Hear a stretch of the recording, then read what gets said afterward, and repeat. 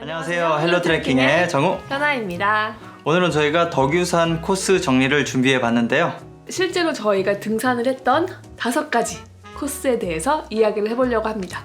덕유산이 왜 덕유산인 줄 아세요? 덕이 많은 산? 너무 쉬웠나요? 쉽습니다. 맞습니다. 덕이 많고 너그러운 모산이라고 해서 덕유산이라고 붙여졌다고 합니다. 덕유산은 백두대간의 중심부에 위치해 있고요. 1975년도에 10번째 국립공원으로 지정되었다고 합니다. 덕유산은 크게 북덕유산과 남덕유산으로 나뉘는데요. 덕유산 최고봉은 향적봉으로 우리나라에서 4번째나 높은 산이죠. 덕유산은 눈꽃 산행으로도 굉장히 유명한 곳인데요.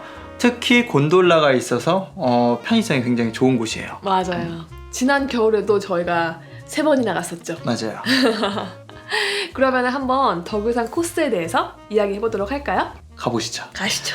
첫 번째로 말씀드리고 싶은 코스는 설천봉에서 백암봉까지 가는 코스입니다. 이 코스는 사실 곤돌라를 이용하면서 올라갈 수 있고 그 다음에 이 짧은 거리 동안 볼 수 있는 게 굉장히 많은 코스예요. 맞습니다. 특히 곤돌라를 타고 올라오기 때문에 저는 가족들이랑 오기에도 참 좋을 거라고 생각합니다. 이 코스는 단연 덕유산에서 볼 수 있는 아름다운 것들을 다 볼 수 있는데 제가 제일 좋아하는 덕유평전을 볼 수 있죠. 맞아요. 네. 덕유평전에 가기 전에 이제 중봉에서 바라보는 뷰도 굉장히 멋있고요. 체력이 조금 더 되셔가지고 백암봉까지 가신다면 더 멋있는 또 뷰를 또 볼 수가 있습니다. 맞습니다. 근데 이 코스에서 저는 뭐 덕유평전까지만 갔다 와도 되고 아니면 중봉까지만 갔다 와도 되고 아니면 체력이 좀 더 되신다고 하면 백암봉까지 갔다 와도 돼요. 그래서 좀 선택의 범위가 굉장히 넓은 코스라고 생각이 듭니다. 특히 덕유평전에서 그 양쪽이 다 트여 있잖아요. 맞아요. 굉장히 깨끗하고 시원한 뷰를 볼 수 있기 때문에 단연 최고의 장소죠. 맞아요. 그리고 우선 코스가 굉장히 순하고 쉽습니다. 맞아요. 다만 이제 초반에 설천봉에서 향적봉 올라가는 계단길이 뭐 처음 등산을 하시는 분들에겐 조금 힘들 수 있고요. 그 다음에 중봉에서 이제 백암봉을 한번 내려가서 덕유평전을 타야 되는데 그냥 돌아올 때 다시 중봉으로 올라가야 되죠. 그때 약간 힘들 수 있습니다. 그렇지만 다행히도 데크로 잘 되어 있어서 많이 위험하지는 않아요. 그래서 이 코스는 초보자분들이 산행의 맛을 충분히 느낄 수 있고 겨울에는 또 눈꽃 산행으로도 굉장히 많이 이용하는 코스라고 볼 수 있습니다. 맞습니다. 이 코스가 인기가 있는 것만큼 겨울에는 곤돌라 예약하기가 굉장히 힘들다고 해요. 맞습니다. 힘들어요. 네, 그래서 특히 주말 같은 경우에는 몇 주 전부터 예약을 하셔서 올라가시길 바랍니다. 두 번째 코스는 이제 남덕유산 코스입니다. 남덕유산 코스는 영각탐방지원센터부터 해서 남덕유산 정상까지 올라가서 원점 회귀를 하는 코스예요. 아마 덕유산을 생각하면 가장 보편적으로 또 많이 가는 코스 중에 하나죠. 남덕유산을 올라간 초반에는 굉장히 무난하고 시원한 계곡물 소리를 들을 수 있어요.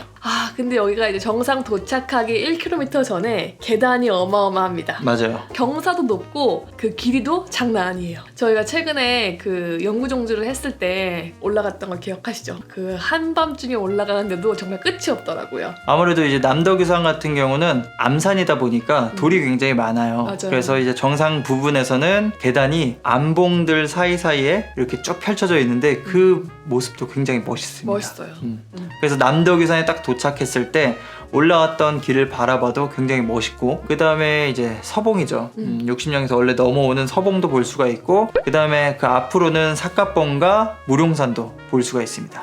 그 다음에 날씨가 좋은 날에는 이제 향적봉까지도 볼 수가 있어요. 맞아요. 사방에 탁 트여 있어서 여기도 정말 아름다운 정상이죠. 맞아요. 세 번째 코스는 황전마을에서 설천봉까지 가는 코스예요. 이 코스는 이제 체력이 조금 붙으신 분들 그래서 약간 중급자 정도 되는 분들이 가시면 참 좋은 코스인데요. 저는 이 코스를 영구종주나 육구종주를 준비하시는 분들께 추천드리고 싶어요. 왜냐면 사실상 여기는 이제 사카체 대피소부터 설천봉까지 그 핵심 구간을 다 볼 수가 있는 코스잖아요. 맞아요. 코스 길이는 조금 긴 편이긴 한데 그래도 그 능선길에 따라 볼 수 있는 코스라서 볼 게 정말 많아서 한 번쯤 도전해 보시고 그 다음에 괜찮다, 할만하다 싶으시면 영구종주나 육구종주를 해보시면 좋을 것 같습니다. 맞아요. 삿갓제 이후부터는 길이 굉장히 좀 유연해져요. 특히 무룡산 이후부터는 완전히 육산으로 바뀌기 때문에 네. 그때부터는 속도를 굉장히 빨리 낼 수 있을 정도로 음. 굉장히 길이 평탄해지죠. 음. 그 다음에 여기도 역시 가면서 볼 수 있는 포인트들이 굉장히 많아요. 무룡산 올라가기 전에 펼쳐지는 뷰랑 덕유평전도 지나가죠. 굉장히 알찬 코스라고 보시면 됩니다. 황전마을을 모르시는 분들이 많이 있을 것 같아요. 맞아요. 삿갓제를 가장 빠르게 올라갈 수 있는 곳이 바로 황전마을입니다. 맞아요. 황전마을에서 삿갓제까지는 편도 3.4km 정도 걸리는데요. 초반에는 무난하게 되어 있고 이제 후반부로 갈수록 경사도가 조금 있었어요. 맞아요. 조금 있긴 한데 음. 그래도 초반이기 때문에 그리고 삿갓제까지만 올라가면 크게 힘든 구간은 없다고 보시면 되세요. 유연한 능선길을 따라 설천봉까지 갈 수 있기 때문에 종주를 준비하기 전에 한번 경험해 보면 좋은 코스라고 생각합니다. 맞습니다. 그리고 저는 이 코스가 좋은 이유가 대피소가 2개가 있다는 거예요. 맞아요. 삿갓제 대피소와 향적봉 대피소가 있어서 뭐 화장실을 이용하거나 식수를 구하거나 아니면 뭐 편의시설을 이용하거나 음식을 구하기도 좋죠. 맞아요. 그리고 음. 여긴 동업령에 가면은 대피소가 한 개 더 있죠. 안전 쉼터라고 해야 될까요? 맞아요. 사실 저희는 매번 지나갈 때마다 저희 이용하는 날이 오긴 올 것 같은데 라고 했는데 이번에 제대로 이용했죠. 이번에 제대로 저의 진짜 보호막이 돼주었던 네. 너무너무 고마운 곳이죠. 네, 폭우가 와서 저희는 그쪽에서 이제 대피를 해가지고 30분 정도 비를 피했었는데 네. 정말 이런 게 있다는 게 굉장히 좋은 것 같아요. 맞아요. 그래서 덕유산에 좀 장거리 종주를 준비하기 전에 이 코스를 가보시면은 좋을 것 같아요. 쉼터도 많고 보여주는 뷰도 많고 능선도 부드럽고요. 그 다음 네 번째 코스는 영구 종주입니다. 아마 덕유산 종주 중에서 그래도 많이 알려진 종주 중에 하나인데 영각 탐방 지원센터에서 시작해서 구천동까지 가는 코스예요. 그래서 상당히 좀 길긴 합니다. 길죠. 저희가 두 번째 코스에서 설명했던 남덕유산 코스 그리고 황전마을에서 설천봉으로 가는 코스 이 두 가지를 혼합시켜놓은 코스라고 보시면 돼요. 맞습니다. 그래서 암산과 육산을 동시에 맛볼 수 있는 그런 코스예요. 그리고 남덕유산에서 그 삿갓제 대피소를 갈 때 월성제를 한번 찍고 올라가야 돼요. 그쵸. 근데 이게 생각보다 조금 버거울 수 있어요. 왜냐면 이 월성제 코스 부근이 돌이 굉장히 많았어요. 맞아요. 그래가 좀 미끄럽기도 하고 그리고 한번 내려왔다가 치고 올라가야 되기 때문에 약간의 체력이 소모되는 곳이죠. 맞아요. 그래서 이 영구종주를 준비하시는 분들은 삿갓제 대피소까지만 체력 안배를 잘 해서 가시기만 하면 사실 그 이후 구간은 뭐 순탄하게 가실 수가 있습니다. 이제 구천동으로 원래 하산을 해야 되는데 체력적으로 조금 버겁거나 힘들다고 하시면 곤돌라를 타고 내려가셔도 됩니다. 네, 영설종주네요. 영설 정도로 해도 돼요. 네. 반대로 타는 것도 좀 추천드려요. 그래서 설천봉으로 곤돌라 타고 올라오셔가지고 그다음에 영각사로 진행을 하신다고 하면 훨씬 더 수월하게 진행을 할 수가 있습니다. 그렇게 되면 진짜 오르막이 거의 없네요. 월성제에서 남덕유산 올라가는 거 제외하고는 거의 오르막길이 없습니다. 괜찮네요. 그래서 코스를 한번 좀 눈으로 익히시고 그 다음에 이제 영구종주를 계획하시면 훨씬 더 수월하게 진행을 할 수가 있죠. 네, 아무래도 한 번 왔던 곳을 또 가게 되면은 내가 이제 지리를 알고 있다 보니까 조금 심리적인 부담이 덜하더라고요. 맞아요. 근데 어디서 어떻게 체력 안배를 할 수 있을지 감이 오기 때문에 이렇게 먼저 타시고 그 다음에 영구종주 진행을 하셔도 괜찮을 것 같아요. 좋습니다. 마지막 5번째는 대망의 육구종주입니다. 덕유산 종주에서 가장 길고 가장 힘든 종주예요. 아마 최고봉이죠. 이제 끝판왕.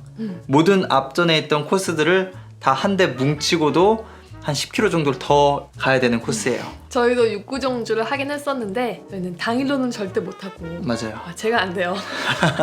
저도 안 됩니다. 당일로는 못하고 저희는 1박 2일로 진행을 했었었죠. 먼저 시작은 60령에서 진행합니다. 맞아요. 60령에서 할미봉을 먼저 가야 돼요.